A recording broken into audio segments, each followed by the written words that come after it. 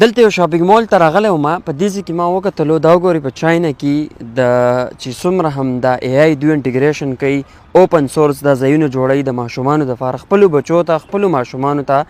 دغه فیوچر چې کم ټیکنالوجي ده کم اے آی دی کم فیوچر دی هغه ورته ښایي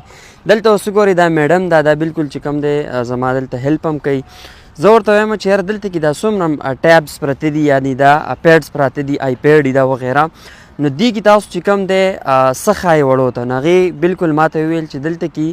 دې شاپینګ مال ته څونه هم دا واړه راځي نو په دې ځای کې هغوی چې کله د هغوی څه مور و پلار نو مور و پلار شاپینګ کوي نو دلته کې هغه واړه راشي او په دې ځای کې هغه ځان له دا وګوره اے آی آرټیفیشل انټیلیجنس څومره هم دغه چې کم ډیپ لرنینګ مشین لرنینګ یا د هغې سره چې کم ټولز دي کم اے آی موډلې دي هغه دلته کې ماشومانو ته ښودلی کېږي او باقاعده په سکولونو کې په کالجز کې دلته کې چې کوم دی ماشومانانو ته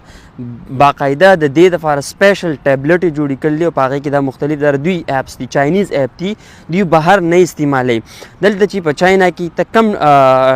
یعنی په انډرایډ کې یا په ټیبلټس کې په دې کې چې ته څومره هم اے آی ټولز موډل استعمالوي هغې ته به وي پی این کنیکټ کوې سو دا دوی خپلې دي چې کمې د دوی خپلې دي لکه ډیپ سیک دی یا د هغې سره چې څومره د ماشومانانو دپاره کې گیمز دي اوس ماشومانان به اے آی دي څنګه زده کوي د هغې دپاره گیمز لانچ کېږي په هغه گیم کې اے آی د هغوی دپاره داسې اے آی اسسټنټ کډز چې کوم ټولز دي هغه لانچ کېږي او په هغې کې دوی زده کوي اوس دا سمارټ سکرین چې کوم دی دی ماته دلته کې اوپن کو په دې ځای کې چې څومره هم تقریبا د 8 ایئر نه واله د 15 ایئر ایج پورې څومره هم واړه دي هغه دې سمارټ سکرین کې چې کوم دی څومره هم اے آی موډلې دي اے آی ټولز دي هغه په دې کې زده کړه کوي او دوی ورته ښایي یا ایون هغوی خپله هم په دې کې انټیګریشن وکړي یعنې دې سره چې کوم دی هغوی ته لرنینګ کېږي سو دا وګورئ چاینا کې د اے آی چې کوم سکوپ دی کم دیو کم یوټیلایزیشن یې کوي دلته کې کم ډېر زیات ډیمانډ روان دی د اے آی تاسو ته پته دی د فیوچر یو های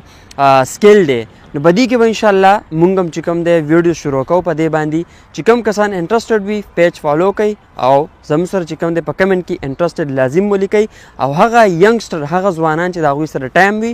لازم به هغه زموږ چې کوم ټلیګرام چینل دی په هغې کې هم ځان موږ سره شریک کوي چې دې باندې موږ هغوی ته نورې ویډیوګانې ورکوو او ډایرکټ ځو هغه ځای کې ویډیو واچ کوئ